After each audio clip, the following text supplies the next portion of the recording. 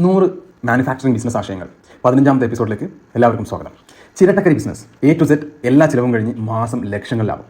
നമ്മൾ വെറുതെ വലിച്ചെറിയുന്ന ചിരട്ടയിൽ ലക്ഷങ്ങളുടെ ഒരു ബിസിനസ് ഒളിഞ്ഞിരിപ്പുണ്ടെന്ന് പറഞ്ഞാൽ നിങ്ങൾ വിശ്വസിക്കുമോ? ഇതൊരു തള്ളല്ല, സത്യമാണ്. വെറുതെ പറമ്പിൽ കിടക്കുന്ന ചിരട്ട എടുത്താൽ മാസം തോറും നല്ലൊരു വരുമാനം ഉണ്ടാക്കാൻ പറ്റിയാൽ എങ്ങനെയുണ്ടാകും? തൊഴിലില്ലായ്മയോ വരുമാനം കുറവോ ഒരു പ്രശ്നമാണെങ്കിൽ ഇതാ നിങ്ങൾക്ക് മുന്നിൽ ഒരു അടിപൊളി അവസരം. നമ്മുടെ കേരളത്തിൽ സുലഭമായി കിട്ടുന്ന ചിരട്ട ഉപയോഗിച്ച് എല്ലാ ചിലവുകളും കഴിഞ്ഞ് മികച്ച ലാഭം നേടാൻ കഴിയുന്ന ചിരട്ടക്കരി ബിസിനസിനെ കുറിച്ചാണ് നമ്മൾ ഇന്ന് വിശദമായി സംസാരിക്കാൻ പോകുന്നത്.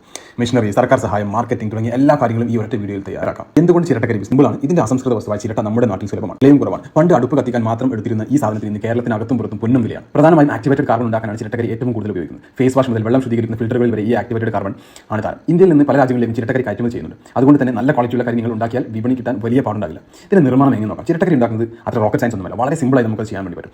ആദ്യത്തെ പടി ചിരട്ട ശേഖരിക്കുക എന്നതാണ്. നല്ലപോലെ ഉണങ്ങിയ ചിരട്ട കിട്ടിയാൽ അത്രയും നല്ലത്. കാരണം ഈർപ്പം എത്ര കുറയുന്നോ കരിയുടെ ക്വാളിറ്റി അത്രയും കൂടുമെന്നുള്ളതാണ് സത്യം. രണ്ടാമത്തെ സ്റ്റെപ്പാണ് കരി ഉണ്ടാക്കി. ഇതിനെ കാർബണൈസേഷൻ എന്നൊക്കെ പറയും. ഏറ്റവും എളുപ്പ വഴി ഒരു ഇരുമ്പ് വീപ്പ അഥവാ ഡ്രം ഉപയോഗിക്കുന്നതാണ്. ഈ ഡ്രമ്മിൽ ചിരട്ട നിറച്ച് വളരെ കുറച്ച് വായു മാത്രം കടത്തിവിട്ട് കത്തിച്ചെടുക്കണം. ശ്രദ്ധിക്കേണ്ട കാര്യം, ഇത് കത്തി ചാരമായി പോകരുത്, കരിയായി കിടണം.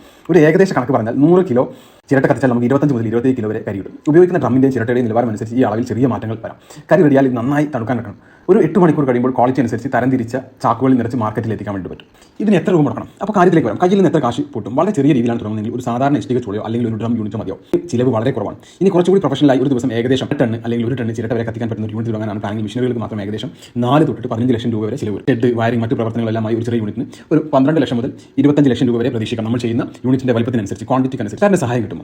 ദൈവമേ, ഇത്രയും കാശ് എവിടെ നിന്ന് കണ്ടെത്തും എന്ന് ആലോചിച്ച് ടെൻഷൻ അടിക്കണം. ഇവിടെയാണ് സർക്കാർ നമുക്ക് സഹായമായി എത്തുന്നത്. കേന്ദ്ര സർക്കാരിന്റെ coconut development board CDB technology mission on coconut എന്നൊരു പദ്ധതി നടത്തുന്നുണ്ട്. ഇതുവഴി നിങ്ങളുടെ പ്രോജക്റ്റ് ചിലവിൽ 25% വരെ, അതായത് പരമാവധി 50 ലക്ഷം രൂപ വരെ സബ്സിഡി കിട്ടാൻ സാധ്യതയുണ്ട്. വനിതാ സംരംഭകർക്കും SC/ST വിഭാഗത്തിലുള്ളവർക്കും ഇത് 33% വരെയാണ്. ഇത് നമ്മുടെ പ്രാരംഭ മുതൽ മുടക്ക് കുറയ്ക്കാൻ സഹായിക്കും. ഒരു കാര്യം ഓർക്കുക, ഈ സ്കീമുകൾ എപ്പോഴും മാറിക്കൊണ്ടിരിക്കും. അതിനാൽ ഏറ്റവും പുതിയ വിവരങ്ങൾക്കായി സബ്സിഡിയുടെ വെബ്സൈറ്റ് എപ്പോഴും പരിശോധിക്കുന്നത് നല്ലതാണ്. കൂടെ മലിനീകരണ നിയന്ത്രണ ബോർഡ് ലൈസൻസ് പോലെ നിയമപരമായ കാര്യങ്ങളും കൃത്യമായി ചെക്ക് ചെയ്യണം. മാസത്തെ ലാഭക്കണക്ക് ഒരു ഏകദേശ രൂപ ഉണ്ടോ എന്ന് കരുതുക. കിലോക്ക് 15 മുതൽ 25 രൂപ വരെ ചിരട്ട വാങ്ങിയാൽ അസംസ്കൃത വസ്തുവിന് ദിവസം ഏകദേശം 7500 തൊട്ട് 10000 രൂപ വരെ ചിലവാകും. നേരത്തെ പറഞ്ഞ 25% കണക്ക് വെച്ച് 500 കിലോ ചിരട്ടയിൽ നിന്ന് ഏകദേശം 125 കിലോ കരി കിട്ടും. 1 കിലോ ചിരട്ടക്കരിക്ക് വിപണിയിൽ 90 രൂപ മുതൽ 110 രൂപ വരെ കിട്ടിയാൽ നിങ്ങളുടെ ഒരു ദിവസത്തെ വിറ്റുവരവ് 12000 തൊട്ട് 15000 രൂപ വരെയാണ്. ഇതിൽ ഇന്ന് ചിരട്ട വാങ്ങി ചിലവായ 7500 രൂപ കുറച്ചാൽ കിട്ടുന്നത് ഏകദേശം ഒരു 3000 രൂപയ്ക്ക് മുകളിലാണ്. ഒരു മാസം ഏകദേശം 1 ലക്ഷം രൂപയ്ക്ക് മുകളിൽ ഗ്രോസ് പ്രോഫിറ്റ്. ഇത് എവിടെ വിൽക്കും? സാധനം ഉണ്ടാക്കിയാൽ മാത്രം പോലോ, വിൽക്കുകയും വേണ്ട. ചിരട്ടക്കരിക്ക് ആവശ്യക്കാർ ഒരുപാടുണ്ട്. ഹോട്ടലുകൾ, ബാർബിക്യൂ കടകൾ, കരകൗശല വസ്തുക്കൾ ഉണ്ടാക്കുന്നവർ എന്നിവരൊക്കെ നേരിട്ട് സമീപിക്കാം. പക്ഷേ ഏറ്റവും വലിയ കച്ചവടം നടക്കുന്ന ആക്ടിവേറ്റഡ് കാർബൺ ഉണ്ടാക്കുന്ന വലിയ കമ്പനികളിലാണ്. തമിഴ്നാട്ടിലെയും കർണാടകയിലെയും ഫാക്ടറികളിലേക്ക് സപ്ലൈ ചെയ്യാൻ കഴിഞ്ഞാൽ അതൊരു സ്ഥിര വരുമാനമായിരിക്കും. നല്ല ക്വാളിറ്റി കൊടുത്താൽ ആളുകൾ നിങ്ങളുടെ യൂണിറ്റിൽ വന്ന് സാധനം എടുത്തോളും. ചുമ്മാ കളയുന്ന ഒരു സാധനത്തിൽ നിന്ന് സ്ഥിര വരുമാനം ഉണ്ടാക്കാനുള്ള ഒരു കിടിലൻ ഐഡിയയാണ് നമ്മൾ ഇന്ന് സംസാരിച്ചത്.